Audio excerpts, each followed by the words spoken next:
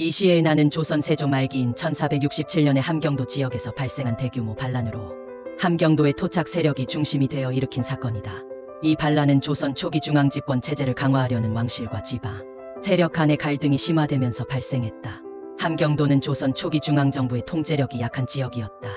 이 지역은 고려 말부터 여러 차례 반란과 혼란을 겪으며 자치적인 성격이 강했다. 함경도 사람들은 중앙에서 파견된 관료보다는 지역의 유력자들에게 더 의존하였으며 이로 인해 중앙과의 갈등이 자주 발생했다.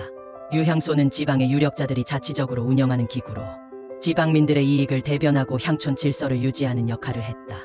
세조는 중앙집권 강화를 위해 함경도의 유향소를 폐지하고 중앙에서 파견한 관리들의 통치를 강화하였다. 이로 인해 지방 토착 세력의 불만이 고조되었다. 이 시에는 함경도 지역의 유력 인물로 유향소 폐지와 중앙의 통치 강화에 강한 반감을 보고 그는 지방의 독립성과 자치권을 지키고자 반란을 계획하게 되었다. 1467년 이 시에는 함경도 지역의 여러 유력자들과 함께 반란을 일으켰습니다. 그는 함경도는 우리의 땅이니 중앙의 간섭을 받지 않겠다는 명분으로 군사를 일으켰습니다. 반란군은 함경도의 여러 고을을 점령하고 중앙정부의 관리들을 추방하거나 처형하였다. 반란은 빠르게 확산되어 함경도 전역을 장악하였으며 다른 지역의 불만 세력들도 이에 호응하여 조선 조정은 큰 위기에 직면했다. 이 시에는 반란군의 지도자로서 함경도의 독립을 선포하고 군사를 조직하여 중앙군과 대치하였다.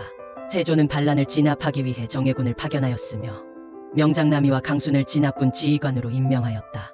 남이와 강순이 이끄는 조선군은 전략적으로 반란군을 공격하여 주요 거점을 차례로 탈환하였다. 조선군은 이 시에의 본거지였던 함흥을 포위하고 격렬한 전투 끝에 함락시켰다.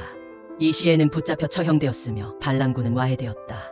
이 시에를 비롯한 반란의 주동자들은 모두 처형되었고 그 가족들은 유배되거나 노비로 강등되었다.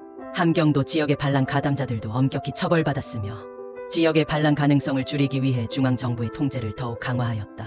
이 시에 난 이후 조선 조정은 함경도에 대한 중앙집권적 통치를 강화하였다. 함경도는 반란의 중심지로 지목되어 지방자치의 권한이 축소되고 중앙에서 파견된 관리들의 권한이 대폭 강화되었다. 이 시에 나는 조선 초기 중앙집권 체제를 강화하는 계기가 되었다. 반란 진압 이후 조선은 지방 통제와 중앙 권력 강화에 더욱 박차를 가하였다.